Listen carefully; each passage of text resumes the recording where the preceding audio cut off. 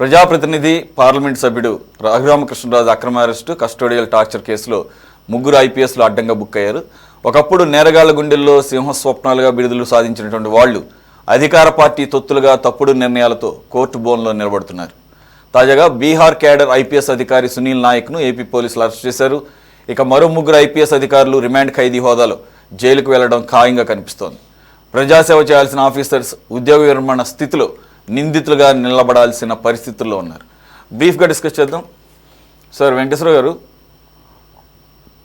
ఎప్పటి నుంచో మొత్తుకుంటున్నాడు సార్ ఆయన పాపం రఘురామకృష్ణరాజు గారు ఎప్పటి నుంచో.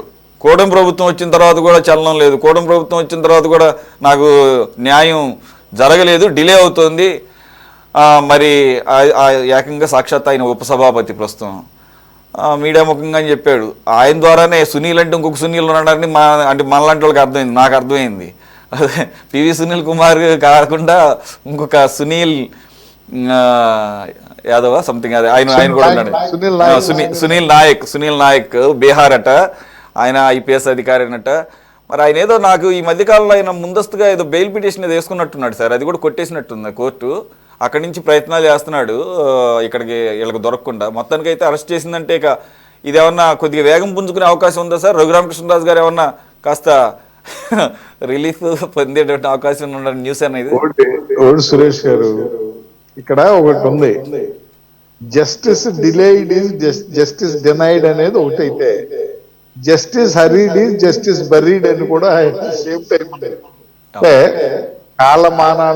కాలమానానుగుణంగా అదే విధంగా పరిస్థితులు ఇవన్నింటినీ బేరీజ్ చేసుకుని కార్యక్రమాలు జరుగుతూ ఉంటాయి. అందరూ కూడా చెప్పే చట్టం తన పని తను చేసుకుపోతుంది అనేది ఒక డైలాగ్ ఏదో ఉందో అది. ఇక్కడ మనం మెయిన్ బాధపడాల్సింది ఏంటంటే రఘురామకృష్ణరాజు గారికి న్యాయం జరగట్లేదు, స్పీడ్ జరుగుతుందో జరగట్లేదో, న్యాయం జరుగుతుందో లేదో అనే దానికన్నా అసలు ఆంధ్రప్రదేశ్ లో జరిగినటువంటి 2019 నుంచి 2024 మధ్య జరిగినటువంటి violation of rule of law, actual గా ప్రజల తీర్పులో 2024 ఎన్నికల్లో ప్రజల తీర్పులో అదొక భాగం. రూల్ ఆఫ్ లా అనేది గత ప్రభుత్వం ఫాలో అవ్వలేదు కాబట్టి ఈ ప్రభుత్వానికి బుద్ధి చెప్పాలి అనేది ఒక ఆలోచన ప్రజల్లో వచ్చింది. ఎందుకంటే అసలు న్యాయ సూత్రాలకు కూడా దొరకని విధంగా న్యాయ సూత్రాలనే తిరిగి రాయాల్సినటువంటి పరిస్థితి ఆంధ్రప్రదేశ్ యొక్క సంబంధించిన విషయాల్లో మనం చూస్తున్నాం. లేటెస్ట్ గా సుప్రీంకోర్టు వారు శ్రీలక్ష్మి గారి కేసులో చూసాం ఏం కామెంట్ చేసిందో. ఇవాళ అనంతబాబు గారి కేసులో నిన్న మొన్న ఇచ్చినటువంటి సుప్రీంకోర్టు అనంతబాబు గారు ఇచ్చిన కేసులో ఎవరిని ప్రాసిక్యూట్ చేయాలి? అనంతబాబు గారినా, అనంతబాబు గారి భార్యనా, అనంతబాబు గారు ఈ కేసుని ఇన్వెస్ట్ చేసిన all officers SI, CI, DSP, SC ST శాఖ వాళ్ళని కూడా బుక్ చేసి పెట్టాల్సి ఉందండి. అంత తీవ్రతంగా సుప్రీంకోర్టు కామెంట్ చేసిందంటే అసలు ఈ వ్యవస్థలో ఈ ప్రభుత్వాల్లో రాజ్యాధికారం ముందు, ఎగ్జిక్యూటివ్ పవర్ ముందు ఏ పవర్ కూడా మనం తట్టుకునేటువంటి పరిస్థితి లేకుండా టెర్రని మనం యాక్చువల్గా చెప్పాలంటే ప్రాకృతిక అసలు మానవ వ్యవస్థలో పరిపాలన వ్యవస్థ ప్రాకృత అవస్థలో మైట్ ఈజ్ రైట్. ఎవడైతే ఖండబలమో ఆ ఖండబలం వాడు రాజ్యాలను సంపాదించాడు. ఏదో కాలక్రమేణా మారిపోయి మనం అత్యద్భుతమైనటువంటి ప్రజాస్వామ్య దేశాల్లో స్వేచ్ఛావాయులు పీల్చుకుంటున్నాం అనేటువంటి ఎన్నో డైలాగులు చెప్పేటువంటి మనం ఇవాళ ఈ కోర్టుల యొక్క కామెంట్లు చూస్తుంటే నిజంగా మరి రఘురామరాజు గారు, రఘురామకృష్ణరావు గారు అప్పుడు డిప్యూటీ స్పీకర్ కానీ అప్పుడు వచ్చేటప్పటికి ఆయన పార్లమెంట్ మెంబర్ అంటే is availing highest status in the community in the country.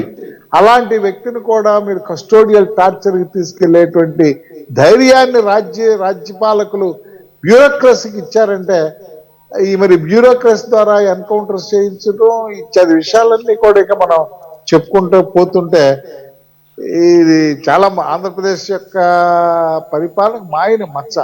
సరే జరిగిపోయింది, ఏదో జరిగిపోయింది. ఖచ్చితంగా ఇవాళ ఉన్నటువంటి పరిస్థితుల్లో న్యాయం అనేది నిదానంగా అయితే నడిస్తే నడవచ్చాము, కానీ న్యాయం జరుగుద్దు అనేటువంటి నమ్మకాన్ని మాత్రం కూటమి ప్రభుత్వం ఇచ్చింది ఇస్తుంది అనేటువంటి మనం ఖచ్చితంగా నిర్ధారణ అయినటువంటి పరిస్థితులు మనం చూస్తున్నాం. కూటమి ప్రభుత్వం అధికారంలో రాకపోయినట్లయితే ఎన్ని హత్య కేసులు, ఎన్ని హౌస్ అటాక్ కేసులు, అలాగే వ్యక్తిత్వ హననం కేసులు ఏమైపోయాయి అనేటువంటి విషయం కూడా మనం చెప్పేటువంటి పరిస్థితి లేదు. అన్నీ కూడా బయటకు వస్తున్నాయి. ఓ పక్కన గవర్నమెంట్ లో జరిగినటువంటి వివిధమైనటువంటి అవినీతి కేసులు, అంటే ప్రకృతి వనరుల దగ్గర నుంచి, భగవంతుడి మీద దగ్గర నుంచి, భగవంతుడి ప్రసాదం దగ్గర నుంచి అన్నిట్లోనూ కాదేది అవినీతికి అనర్హం అన్నట్టుగా చేసినటువంటి ఆ కేసులు ఒక ప్రక్కన అయితే, violation of the rule of law ఒకటైతే, రెండోటి ప్రతిపక్షాల యొక్క ఆనాడు ఉన్నటువంటి ప్రతిపక్షాల యొక్క నోరుని మూసివేసి, ఏదైతే ఇందాక మన మిత్రుడు వైఎస్ఆర్సీపీ ఆయన చెప్పాడు, ప్రజాస్వామ్యంలో ఆర్టికల్ 19 ప్రకారం మనకు ఏదైతే స్వేచ్ఛ ఉందో ఆ స్వేచ్ఛను ఆ గవర్నమెంట్ అనేది కాలరాసినటువంటి ఇన్సిడెంట్స్ మీద కొంత ఇది 3 రకాలుగా విభజించాలా, ఈ నేర విచారణని 4 రకాలుగా విభజించాలనేటువంటి విషయాన్ని గవర్నమెంట్ పరిశీలిస్తుంది. ఆ విధంగా ఏ యాంగిల్లో అవినీతి ఆరోపణలు, అదేవిధంగా రాజ్యాధికార ఉల్లంఘన, అదేవిధంగా బ్యూరోక్రసీని అడ్డం పెట్టుకుని చేసేటువంటి పరిస్థితి, అదేవిధంగా ప్రతిపక్ష పార్టీల మీద చేసినటువంటి దౌర్జన్యకర పరిస్థితులు. ఎందుకంటే ఇక్కడి నుంచి విజయవాడ నుంచి వెళ్ళినటువంటి అబ్జర్వర్స్ బోండా ఉమా గారు కానీ, లేకపోతే ఇంకొక ఆయన ఉన్నాడు, వీళ్ళని నర్సరావుపేట దగ్గర చేసినటువంటి ఘోరం ప్రజాస్వామ్యంలో ఏమైనా ఉందా? లేదు, నామినేషన్లు ఏనిచ్చారా? పంచుల్లో దాచుకుని, ఆడవాళ్ళు అయితే బ్లౌజులో దాచుకుని నామినేషన్ వేసినా కూడా ఆ నామినేషన్ నుంచి తీసేసినటువంటి ఇలాంటి పరిస్థితులు, ఇలాంటి లాలెస్ ప్రభుత్వం నుంచి మనం ఇంతకన్నా ఎక్స్పెక్ట్ ఏం చేయలేం. అవన్నీ కూడా ఈ వ్యవస్థలను గాడిలో పెట్టి ఒక క్రమపద్ధతిలో పెట్టడం ఒక బాధ్యత, వీటి మీద చర్యలు తీసుకున్న ఒక బాధ్యత. ఖచ్చితంగా కూడా ఇవాళ గౌరవ కోర్టు వారు కూడా, ఎందుకంటే భారతదేశంలో పొల్యూట్ కానిటువంటి, అంటే కంప్లీట్ పొల్యూట్ కాలేదని నేను అనగానే, పొల్యూట్ కానటువంటి వ్యవస్థల్లో తక్కువ పొల్యూషన్ అన్నా, లేదా పొల్యూషన్ లేదనే న్యాయ వ్యవస్థ ఖచ్చితంగా దృష్టి పెడుతుంది. న్యాయం అనేది చేయటానికి మాత్రం ప్రయత్నం చేస్తుంది. ఖచ్చితంగా కూడా సునీల్ నాయక్ గారు కానీ, సునీల్ కుమార్ గారు కానీ అందరూ కూడా ఇక తర్వాత ఆవిడ వైద్యాధికారి, ఆవిడ యాంటిసిపేటరీ బెయిల్లో తీసుకున్న ఆవిడ ఉంది, ఆవిడ పేరు లక్ష్మి గారు ఎవరో, ఆవిడ అంబటి రాంబాబు గారి ద్వారా వీళ్ళందరూ కూడా ఖచ్చితంగా కూడా చట్టానికి ఆన్సర్ చేయాల్సినటువంటి పరిస్థితి. రైట్. కాకతాళీయం అనుకుంటా మరి, లేదా పివి సునీల్ కుమార్ గారిది ఆయన రిటైర్ అయ్యే వరకు కూడా సస్పెన్షన్ పొడిగిస్తూ ఇచ్చినట్టు కాకతాళీయం జీవో ఇచ్చారండి. అది కూడా జీవో ఇచ్చారు. ఏం మోటినెట్టుకెళ్తారు? శ్రీలక్ష్మి గాని, సునీల్ కుమార్ గారు కానీ, ఎస్ పాసన్ ఏం మోటినెట్టుకెళ్తారు? అవినీతి ఆరోపణలను పీస్ ఆఫ్ మైండ్ లేకుండా జీవితంలో చర్మాంకంలో వాళ్ళు ఐఏఎస్లు ఐపీఎస్లు అంటే అసలు ఎంత ఐఏఎస్ ఐపీఎస్ వదిలిపేసి జేపీ జగన్ బాస్ అనేటువంటి పరిస్థితులు వాళ్ళు ఉన్నటువంటి ఖచ్చితంగా వాళ్ళు అనుభవించాల్సిందే. ఎందుకంటే వాళ్ళ ద్వారా ప్రజలు ఎన్నో కష్టాలు పడ్డారు. అంటే వాళ్ళకి దానికన్నా ఎక్కువ మొత్తంలో జీవితానికి సరిపడా ఏదో వాళ్ళకి ఎవరు తీసుకెళ్తారు? వీళ్ళు బదనాం అయిపోయారు కదా. సార్, ఒక పర్సనల్ అబ్జర్వేషన్ నాకు పర్సనల్ గా, ఎక్కువ టైం తీసుకోగలరు, ఎలా సింగిల్ వర్డ్ ఆన్సర్ మీ దగ్గర నుంచి. మీరు ఏవైతే కేసులన్నీ ఉటంకించారు, అనంతబాబు అవ్వచ్చు, లేకపోతే ఈరోజు సుబ్రహ్మణ్య స్వామి గారి అవ్వచ్చు, కల్తీ లడ్డు వ్యవహారాలు, ఇవన్నీ కూడా ఈ మధ్య కాలంలో లాస్ట్ 1 వీక్ నుంచి కూడా ఎక్కువగా సుప్రీంకోర్టులో సిజే ధర్మాసనానికి వెళ్తున్నాయి, డైరెక్ట్గా ఆయన దగ్గరికి వెళ్తున్నాయి, చీఫ్ జస్టిస్ ఆఫ్ ఇండియా. కాకతాళీయమా లేకపోతే అట్లా రోస్టర్ అలా పడుతుందంటారా? అంటే నేచర్ ఆఫ్ గ్రావిటీని బట్టే కానీ, అంతేగాని దాన్ని మేనేజ్మెంట్ గ్రావిటీని బట్టి మేనేజ్మెంట్ అంటలేదు నేను అంటాం. అంటే మీరు అన్నట్టుగా ఒకవేళ ఇదేంటి ఆంధ్రప్రదేశ్ సంబంధించి ఒకదాని తర్వాత చాలా విస్మయం, అలాగే ఆశ్చర్యం కలిగించేటటువంటి రూల్లెస్, అదే మీరు ఎలాగైతే రూల్ ఆఫ్ లా అనేది మిస్ అయినటువంటి ఉన్న వ్యవహారం ఉంది. కాబట్టి ఆ ఏపీకి సంబంధించిన డైరెక్ట్గా మా ధర్మాసనానికి. ఇప్పుడు శ్రీలక్ష్మి గారిది కానీ, లేదంటే అనంతబాబు గారిది కానీ, లేకపోతే అంత ముందు వైఎస్ సునీత గారికి ఇవన్నీ కూడా లిస్ట్ అయ్యి ఉండే ధర్మాసనం దగ్గర, చీఫ్ జస్టిస్ ధర్మాసనం. ఇది సుబ్రహ్మణ్య స్వామి గారు వేసింది సీజే దగ్గరికి లేటెస్ట్ గా వచ్చిందే కానీ దాంట్లో మనం వేరే ఆలోచించాల్సి. Right, okay. సీరియస్ వ్యాఖ్యలు కూడా వన్ బై వన్ చేస్తారేమన్నారు. ఆఖరికి రాజకేశ్ రెడ్డిని అయితే 10 నెలలు చాలా తక్కువలే కానీ నువ్వు ఇంకా చాలా ఉండొచ్చు అని చెప్పేసి రెడ్డి గారి మీద నిజంగా పాత్రధారి సూత్రధారి ఇన్ని కోట్లు చేసిన 4 రోజులు ఉంటే ఏంటనే పరిస్థితులకు ఇవాళ కోర్టు వారు వచ్చారంటే మన యొక్క వ్యవస్థ భద్రంగా ఉంటుంది అంటాక ఒక నిదర్శనం ఎట్లయితే అనుకున్నామో అంతకుముందు అది భద్రంగా వారు భద్రం చేస్తారనే దానికన్నా ముందు వ్యవస్థ చిన్నాభిన్నం చేయడానికి చేసినటువంటి ప్రయత్నం కూడా మనం దృష్టిలో పెట్టుకోవాల్సినటువంటి అవసరం. ఈ కామెంట్స్ అన్ని కూడా సుప్రీంకోర్టు ప్రధాన న్యాయమూర్తి గారు స్వయంగా కొన్ని వ్యాఖ్యలు చేశారు, లేదంటే బాగ్చి గారు చేసిన వ్యాఖ్యలు కూడా ఉన్నాయి పక్క ఆయన ధర్మాసనం. సాహిబ్ గారు, మీ మీద యాక్చువల్గా చాలా అసంతృప్తి ఇంకా మాట్లాడితే ఆరోపణలు కూడా చేశారు రఘురామకృష్ణరాజు గారు. ఆయన ఏది దాచుకోడు కాబట్టి ఉపసభాపతిగా ఉన్నా మా కూటమి ప్రభుత్వం వచ్చిన తర్వాత కూడా నా విషయంలో మాత్రం ఏమి ప్రోగ్రెస్ లేదు, అసలు ముందుకు సాగడం లేదు అని వాళ్ళిద్దరి పేర్లు ప్రస్తావించి పలవరిస్తూనే ఉండేవాళ్ళు. సునీల్ కుమార్, సునీల్ నాయక్ అని. సో మొత్తానికి ఒక అరెస్ట్ జరిగింది. మరి ఏమైనా కొద్దిగా ఆయన శాతీరు ఉంటాడేమో. మరి పివి సునీల్ కుమార్ మీద ఎందుకని ఈ కేసులో ఇంకా అటువంటి తీవ్రమైనటువంటి నిర్ణయం ఇంకా రాలేదు? అంటే ఈ నాయక్ని పట్టుకోవడం ద్వారా అసలు ఏం జరిగింది అనేది నీకు తెలుస్తాం అనేది ఇక్కడ చూడాలా? సురేష్ గారు, ప్రజాస్వామ్యంలో ప్రజల చేత ప్రజల కొరకు ఎన్నుకోబడేటువంటి ప్రజాప్రతినిధులు చట్టాలను చేసేటువంటి వ్యక్తులు, ఆ చట్టాలని కాపాడాల్సినటువంటి వ్యక్తులతో కుమ్మక్కైతే ఏ విధంగా ఆ రాష్ట్రం అతలాకుతలం అయిపోయింది, సామాన్యుడికి చట్టాలు ధరించారు అంటానికి ఉదాహరణ ఆంధ్రప్రదేశ్ లో గత వైసీపీ ప్రభుత్వం జగన్మోహన్ రెడ్డి గారి పరిపాలన ఒక మచ్చుతున్నగా చెప్పుకోవచ్చు. నేను ఎందుకు అంటున్నానంటే, ఇప్పుడు క్యాన్సర్ వచ్చిందండి, రాంగల్ని ట్రీట్మెంట్ చేస్తే అమ్మడిని తగ్గదు, దానికి ఒక స్టేజ్ ఉండిద్ది, ఆ స్టేజ్ ప్రకారం క్యూర్ చేసుకుంటూ వెళ్ళాలి. ఇప్పుడు జరుగుతున్నటువంటి పరిణామాలు కూడా అదే విధంగా ఉన్నాయి.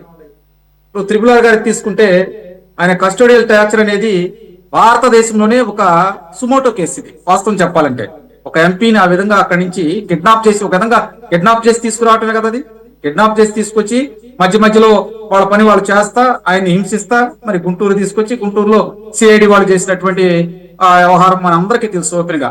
దాని తర్వాత జరిగినటువంటి పరిణామాలు కూడా చూసుకుంటే ఏదైతే ఇందాక వెంకటేశ్వర గారు చెప్పుకుంటూ వచ్చారో చాలా కీలకమైన పాయింట్లు చెప్పారు. ఆయన వాస్తవ పరిస్థితులకు దూరంగా నెట్టేశారు ఆ రోజు జరిగినటువంటి పరిణామాలని. ఒక విధంగా ఏదైతే ఈ పివి సునీల్ కుమార్ అనేటువంటి వ్యక్తి తన కింద ఉన్నటువంటి సిబ్బంది చేత, ఈ సునీల్ నాయక్ కావచ్చు, అదేవిధంగా విజయపాల్ అనేటువంటి ఇంకొక ఏఎస్పీ క్యాడర్ అతను సిఐడిలో విజయపాల్ కావచ్చు, దీన్ని సీతారామరాజు ఆ రోజు ఉన్నటువంటి ఇంటెలిజెన్స్ చీఫ్ వీళ్ళందరూ కలిసి ఒక సినిమా స్టైల్లో చేశారండి వ్యవహారం. రఘురామకృష్ణరాజుని ఆయన ఇబ్బంది పెడతాం, ఆయన గుండెల మీద కూర్చొని విజయపాల్ అనేటువంటి వ్యక్తి ఆయన పిడిగుద్దులు వదుతాం, దానితో పాటు వారి కింద ఉన్నటువంటి సిఐడి ఇన్స్పెక్టర్లు కావచ్చు, కానిస్టేబుల్ కావచ్చు, వీళ్ళందరి పాత్ర ఉంది. ఇక్కడ ఏంటంటే ముఖ్యంగా బీహార్ కేడర్ కి చెందినటువంటి ఈ సునీల్ నాయక్ అనేటువంటి వ్యక్తిని డిప్యూటేషన్ మీద ఇక్కడికి తీసుకొచ్చి ఆయన్ని సిఐడిలో ఎస్పీ స్థాయి కేడర్ ఆయనకి ఇచ్చి ఆయన చేత బేసిక్ గా ఈ కుట్రకోణం ఆయనతో పాటు చేయించారు. దీంట్లో సునీల్ కుమార్ అనేటువంటి వ్యక్తి క్రియాశీలకంగా వ్యవహరిస్తూ పైన అబ్జర్వేషన్ చేస్తా ఎప్పటికప్పుడు ఆ రోజు తాడేపల్లి ప్యాలెస్ నుంచి వచ్చేటువంటి ఆదేశాలను ఇక్కడ ఇన్పుట్ చేస్తా అసలు ఒక విధంగా ఆ రోజు రఘురామకృష్ణరాజు అనేటువంటి వ్యక్తిని చంపేయడానికి చూశారు వీళ్ళు. దాని తర్వాత పరిణామాలు మరి గుంటూరు జీజీహెచ్ లో సూపరింటెండెంట్ ప్రభావతి ఆమె కూడా రిపోర్ట్లు మొత్తం మార్చేసింది. ఆ మార్చేసిన తర్వాత ఈయన గగ్గోలు పెట్టుకున్న తర్వాత కదా మీరు సికింద్రాబాద్ లో ఉన్నటువంటి మిలిటరీ హాస్పిటల్ పంపిస్తే అక్కడ రఘురామకృష్ణరాజు గారిని కొట్టారు, తీవ్రమైనటువంటి పిడిగుద్దులు గుద్దారు, కొంచెం ఉంటే చనిపోయేవాడని కూడా చెప్పారు. ఆ రోజు చూసాం. ఈ రిపోర్ట్ అన్ని ఆధారంగా తీసుకొని ఆయన సుప్రీంకోర్టులో వేసి ఒక విధంగా న్యాయ పోరాటం చేశారు. సాధారణంగా మీరు నేను ఇక్కడ ఉన్నటువంటి ప్యానెల్లో వాళ్ళు అయితే అంత పోరాటం చేయలేరు, ఎందుకంటే పెద్ద లాయర్లను పెట్టుకున్నారండి, చిన్న లాయర్లను కాదు, పెద్ద లాయర్లను పెట్టుకుని ఒక విధంగా ప్రెస్టీజియస్ గా ముందరకెళ్ళి దీంట్లో ఉన్నటువంటి ఇదిగో నాకు అన్యాయం జరిగింది, నన్ను ఆ రోజు కొట్టారు, ఎస్ నేను ఆ రోజు చనిపోయి ఉండేవాడిని అని చెప్పి ఆయన గగ్గోలు పెట్టి సుప్రీంకోర్టు బయటికి వెళ్తే ఇప్పుడు ఒక్కొక్కళ్ళు పట్టుకుంటా వస్తున్నారు. అంటే ఏంటి, చట్టపరంగా ఎవరు కూడా అతీతులు కారు. కొన్నిసార్లు లేట్ అవ్వచ్చు, కొన్ని విషయాల్లో లేట్ అవ్వచ్చు, కానీ చట్టం తన పని తాను చేసుకుంటా వెళ్తుందంటానికి ఇది ఒక బెంచ్ మార్క్ కేసు అండి. కేసు దీనితో పాటు ప్రజాప్రతినిధులు వ్యక్తిగత కారణాలు కావచ్చు, వ్యక్తిగత కక్షలతో ఉంటే ఏ విధంగా చట్టాలు నిర్వీర్యమవుతాయి, రక్షించాల్సినటువంటి రక్షక భటులు ఎస్ బాస్ అని చెప్పి వాళ్ళ ఇళ్ల చుట్టూ కోటల చుట్టూ తిరిగితే వ్యవస్థలు ఏ విధంగా నాశనం అవుతాయి అనేటువంటి కేసు ఈ కేసు. కాబట్టి మనం చాలా సందర్భాల్లో చెప్పుకున్న ఫ్యూచర్ లో కూడా ఈ కేసు ఏంటంటే బెంచ్ మార్క్ కేసు. ఈ తీర్పు ఇది ఆషామాషి కేసు కాదండి. జగన్మోహన్ రెడ్డి అనేటువంటి వ్యక్తి ఆ రోజు చేసినటువంటి అరాచకాలకు ఇది ఒక కేరా. ఈ కేసుకు సంబంధించి చాలా సందర్భాల్లో రఘురామకృష్ణరాజు గారు ప్రెస్ మీట్లు పెట్టి ప్రజలకు చెబుతూ గగ్గోలు పెట్టారు, నన్ను ఆ విధంగా చేశారండి, వీళ్ళ మీద చర్యలు తీసుకోవట్లేదు అది. కానీ ఇటువంటి అంశాలు ఏంటంటే సామాన్యుడు యాక్సెప్ట్ చేయడు. చూడొచ్చు, గతంలో రూల్ ఆఫ్ లా అనేది రాష్ట్రంలో ఉందంటే వైకాపా ప్రభుత్వం అధికారంలో ఉన్నప్పుడు ఎప్పుడు లేదు. వాళ్ళ నాయకులకి వాళ్ళ కార్యకర్తలకు ఒక రూలు, వేరే వాళ్ళకు ఒక రూలు. అసలు 41A నోటీసులు ఇవ్వకుండా గత వైకాపా ప్రభుత్వంలో ఉన్నప్పుడు 5 సంవత్సరాలు మరి తెలుగుదేశం పార్టీ కార్యకర్తలు కావచ్చు, జనసేన పార్టీ కార్యకర్తలు కావచ్చు, వాళ్ళని ఏ విధంగా పోలీస్ స్టేషన్ తీసుకెళ్లి కూర్చోబెట్టే వాళ్ళు తెలుసు. చాలా సందర్భాల్లో కృష్ణా జిల్లాలో కావచ్చు, అదే వెంకటేశ్వర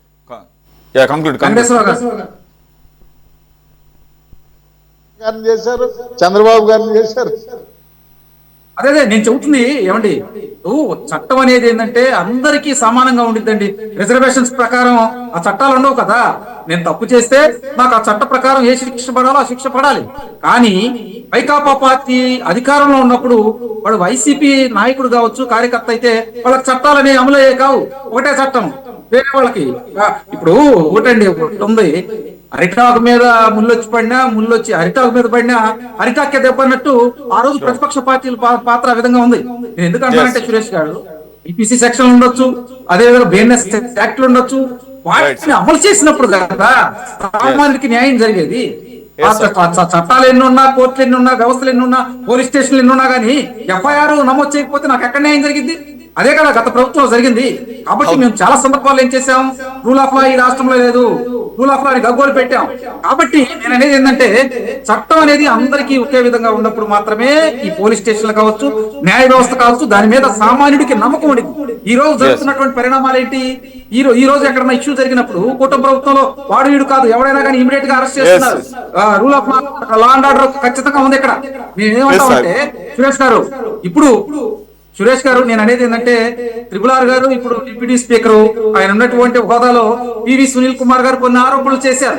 ఒక ఐపీఎస్ అధికారి ప్రభుత్వానికి లోబడి కొన్ని ఉంటాయి, కానీ ఆ యొక్క విధానాన్ని ఆయన ఓపెన్ అయి బయటకు వచ్చాడు. కాబట్టి ఆయన చర్యలు మీకు సీతారామయ్య గారు ఉన్నారు, ఒకప్పుడు ఆయన లాఠీ తీసుకొని నిలబడితే గుంటూరులో ఎస్పీగా చేసినప్పుడు రౌడీ షేపులు గగ్గోలు పెట్టేవాళ్ళు. అటువంటి వ్యక్తి తల దించుకొని కోర్టులో ఉన్నాడండి, తల దించుకొని. ఏమొచ్చిందండి వాళ్ళకి? నేను అనేది ఏంటంటే ఇప్పుడు సునీల్ నాయక్ విషయం కావచ్చు, ఎక్కడ ఉన్నటువంటి బీహార్ లో ఉన్న సునీల్ నాయక్ ని కొట్టుకుపోతున్నారంటే ఐపీఎస్ కే తలమానికం అండి. అది ఒక ఐపీఎస్ వ్యక్తి ఆ విధంగా చేశాడంటే నేను ఆషామాషి విషయం కాదండి. అన్ని కూడా తలమానికం అంటే మళ్ళీ పాజిటివ్ వస్తుంది. అంటే నేను వాళ్ళంటున్నా ఒక ఐపీఎస్ స్థాయి చేశాడంటే ఐపీఎస్ అధికారులు కూడా ఏమండి, ఐపీఎస్ అధికారులు కూడా ఆలోచిస్తారు, ఏంట్రా ఈ విధంగా చేశారు. నేను అదే అంటున్నానండి. కాబట్టి ఇప్పుడు ఐఏఎస్ ఆఫీసర్లు కావచ్చు, ఐపీఎస్ కావచ్చు, వాళ్ళని చూసి సామాన్యుడు కావచ్చు, ఒక రైతు కావచ్చు, సామాన్యుగా ఒక ప్రజలు కావచ్చు గౌరవిస్తారు. ఎందుకంటే వాళ్ళ దగ్గరికి వెళ్తే మాకు న్యాయం జరిగింది, వాళ్ళ దగ్గరికి వెళ్తే రూల్ ఆఫ్ లా ఉంటుంది, వాళ్ళ దగ్గరికి వెళ్తే చట్టాలు అమలవుతాయి, వాళ్ళ దగ్గరికి వెళ్తే మాకు న్యాయం, చట్టం, ధర్మం అన్ని ఉంటాయి అంటారు. కానీ ఇటువంటి చేసినప్పుడు ఏంటంటే అటువంటి అధికారుల వల్ల ఆయా వ్యక్తులు ఐపీఎస్ కావచ్చు, ఐఏఎస్ వ్యక్తులు చూసినప్పుడు సామాన్యుడు ఒక విధంగా వాళ్ళ మీద నమ్మకాన్ని కోల్పోతాడండి. కాబట్టి ఇటువంటి అధికారం ఉన్నటువంటి వ్యక్తులు ఏంటంటే చట్టపరంగా న్యాయపరంగా ఉండాలనేది నా ఉద్దేశం సార్. Right sir. లక్ష్మణ్ గారు ప్లీజ్ కంక్లూడ్. ఇక్కడ అత్యంత దారుణమైన విషయం ఏంటంటే ఆయన కేసుని పోలీసులు కూడా తీసుకోలేదు సార్. ప్రభుత్వం మారిన తర్వాత కానీ ఆయన కేసు వెళ్ళి నగరంపాలెం పోలీస్ స్టేషన్లో కేసు పెడితే కేసు టేకప్ చేశారు.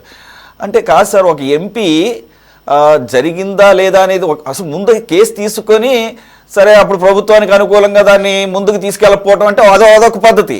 అసలు కేసే టేకప్ చేయకపోవడం అంటే ఇక పీక్స్ అన్నమాట. ఆ రకమైనటువంటి పరిస్థితి ఉంటే మరి ఇక ఎంతమంది అన్యాయం అయిపోయారు మరి ఆ ప్రభుత్వ హయాంలో. ఇప్పుడు ఎంపీకే దిక్కులేదు, అందులో వైసీపీ ఎంపీకే దిక్కులేదంటే ఎంతమంది సామాన్యులకి ఆ రకమైనటువంటి పరిస్థితి ఉందనేది. సార్ లక్ష్మణ్ గారు కంక్లూడ్ సార్.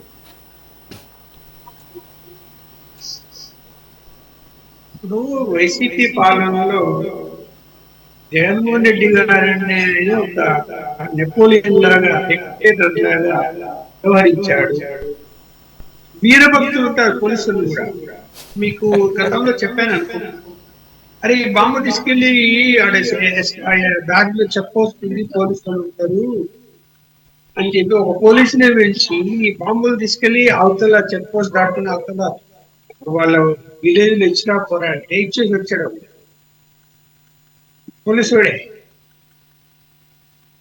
మరి ఏం చెప్పాలా ఇక్కడ? అరే నేను ఉద్యోగిని, నా ధర్మం ఏంటి, నేను ఏ విధంగా ప్రమాణం చేసి ఐపీఎస్ ఆఫీసర్ అయ్యాను, వాళ్ళు చెప్తే కనుక నేను ఈ పని చెయ్యొచ్చా అనేది ఉండాలి. రెండోది, చెబితే చాలు వాళ్ళు 10% చేయమంటే 50% చేయడము, అంటే 100% చేయడము, అంటే వీరభక్తులుగా వ్యవహరించడము, చెల్లుట్లు కొట్టడము. దానికి కారణం ఏంటంటే వీడు కూడా ఖచ్చితంగా అవినీతి పరుడై ఉంటాడు. అవినీతి పరుడు ఎవడు ఒప్పుకోడు అలాంటి పనులు. ఆ కారణంగా సుభాష్ మనవాడు చెప్పింది చేశాడు, కానీ వాడు ఏం చేసినా కూడా, అంటే ఏం సంపాదించుకున్నా, ఎవరిని బెదిరించి డబ్బులు వసూలు చేసుకున్నా కూడా ఆడగలరు అనేది వారికి ధైర్యం ఇష్టం ఉంటుంది. నడుస్తుంది వ్యవస్థ, అలాగే నడుస్తున్నాయి. ఇక్కడ ఎవరు ఏ ఆగిపోయినా ఇవాళ లాయల్టీ అన్నది చట్టం మీద ఉండాలి కానీ పరిపాలన చేసే నాయకుల మీద కాదు కదా. ఒక వ్యక్తి ఇవాళ జరుగుతున్న పరిణామాలు, అనేక పరిణామాలు చూస్తూ కూడా అలాగే ఉన్నాయి. ఇప్పుడు ఆయన పార్లమెంట్ మెంబరు, ఖచ్చితంగా ప్రోటోకాల్ రెస్పెక్ట్ ఉంటాయి. వాడి బుద్ధి లేదా ఆ పనిచేసిన వాడికి? అరే రేపొద్దున ఏమవుతుందో, ఈయన పార్లమెంట్ మెంబరు, ఈ గవర్నమెంట్ ఉంటుందా, మళ్ళీ ఇంకో గవర్నమెంట్ వస్తే ఏమవుతామో, అలా ఆయన జోలికి ఎలా వెళ్ళాలి? ఏదో కేసు పెట్టారు, అరెస్ట్ చేశారు, తీసుకొచ్చారు, అది వేరు. మ్యాన్ హ్యాండిలింగ్ ఎలా చేయాలనిపిస్తుంది అనేది ఆలోచించుకోవాలి కదా. ఇప్పుడు ఒక దొంగను కొట్టారంటే వాడు లాకప్ డెత్ అయిపోయాడంటే అది వేరే అంశం. వాడు దిక్కు దిశడం లేదు, ప్రశ్నించే వాళ్ళు ఉంటారు కాబట్టి ఇష్టం కొడతారు, వాడు దత్తారు. ఈయన అలా కాదు కదా. అంటే ఆ మాత్రం చదువుకున్న ఇంగిత జ్ఞానం ఉండండి, ఐపీఎస్ చదివి అక్కడ ప్రతిజ్ఞలు చేసి వస్తారే, ఎలా చేయాలనిపించింది అసలు ముందు అంటే, నేను లాయల్టీగా ఉండాలా నాయకుడికి, నాయకుడు నన్ను మెచ్చుకోవాలా, ఆ మెచ్చుకున్న ముసుగులో తను సంపాదించుకోవాలా. ఇదే నాకైతే కనపడింది వాళ్ళ మధ్య. ఇప్పుడు అనేక ఆరోపణలు ఆయన సునీల్ మీద ఉన్నాయి. ఏది అవినీతి ఆరోపణలు లేవా? ఉన్నాయి. మరి ఎట్లా? ఇప్పుడు జగన్మోహన్ రెడ్డి అయినా కూడా ఏదైనా కేసు వస్తే అరెస్ట్ చేశారు, లోపల పెట్టారు, వాళ్ళు బెయిల్ వస్తాగా రాదా, అది వేరే అంశం. అలా చెయ్యండి అని చెప్పి వాళ్ళకి చెప్పి ఉంటే ఖచ్చితంగా అతను మూర్ఖుడే, అతను అసలు పరిపాలకుడే కాదు. అలా చెప్తారు ఎవరన్నా? అనేక విషయాల్లో రాజశేఖర రెడ్డి విషయంలో కొన్ని తెలిసినా కూడా చంద్రబాబు నాయుడు గారు ముఖ్యమంత్రి అయినప్పుడు నేను కూడా ఆయన దృష్టికి తీసుకొస్తే ఇవి మనం చేయకూడదు, ఇలాంటి పనులు, ఆయన పాపం ఆయనకి చేసుకుంటారు, మనకెందుకు, మనం ఎందుకు జోక్యం చేసుకోవాలి, ఆయన పార్లమెంట్ మెంబరు లేకపోతే ఆయన ఎమ్మెల్యే అనేటువంటిది గౌరవించి ఆయన ఏ రోజు కూడా కక్ష సాధింపు రాజశేఖర మీద చేయలేదు. చంద్రబాబు ఆయన తండ్రి మీద జగన్మోహన్ రెడ్డి గారికి ఎవరిని గుర్తులేవు, అలాంటి బుద్ధి లేదా? Right sir. అలా వివరిస్తాడా? ఎవరు చంద్రబాబు నాయుడు మీద తీసుకెళ్లి లోపలేసేసి ఏదో ఆయన వికారంలో నవ్వుకుంటే పైన రాజకీయాలే ఈ ప్రజలు అన్ని గమనిస్తారు, తెలుసుకోవాలి. ఇష్టమిచ్చాడు వివరించాలి కాదు, పరిపాలన నీ చేతులు పెట్టాడు. ఎందుకు పెట్టాడు నీ చేతులు? కరెక్ట్. రైట్. ఎనీవే, లోకేష్ గారిది హైలైట్తో ఈరోజు నేను క్లోజ్ చేస్తాను. క్రికెట్ మ్యాచ్ల గురించి ప్రస్తావించారు కాబట్టి జగన్మోహన్ రెడ్డి గారిది, ఆయన ఈరోజు దాన్ని ప్రస్తావిస్తూ, ఇండియా కనుక ఈ T20 వరల్డ్ కప్లో ఫైనల్కి వెళితే నేను ఖచ్చితంగా ప్రత్యక్షంగా చూడటానికి వెళతాను, జగన్మోహన్ రెడ్డి గారు కనుక ఇంట్రెస్ట్ చూపిస్తే నాతో పాటు ఆయనకు కూడా టికెట్ తీసుకుంటాను, ఒక మంచి ఆఫర్ ఇచ్చారు. సో జగన్మోహన్ రెడ్డి గారు మొన్న టీవీలో చూశారంట, మరి ఆయనకి అంత ఇంట్రెస్ట్ ఉందో లేదో నాకు తెలియదు. చాలామందికి ఏంటంటే అవకాశం దొరికితే ప్రత్యక్షంగా వెళ్ళి చూడాలనుకుంటారు, అందులో ఫైనల్ మ్యాచ్ కోసం అన్నారు. కాబట్టి ఈ ఒక్క విషయంలో అయినా ఏకాభిప్రాయానికి వచ్చి వెళ్ళి ఇద్దరు కనుక పక్కనే కూర్చొని క్రికెట్ మ్యాచ్ చూస్తే మాకు చూడాలంది. ఇదంతా జరగాలంటే ఇండియా ఫైనల్కి వెళ్ళాలని కోరుకుందాం. థ్యాంక్స్ ఫర్ జాయినింగ్ సాహెబ్ గారు, వెంకటేశ్వరరావు గారు, ఉప్పలక్ష్మి గారు అండ్ రామారావు గారు. ఇది వాళ్ళ టాప్ డిబేట్. మరో అంశంతో మళ్ళీ కలుద్దాం. Stay tune to city 24/7.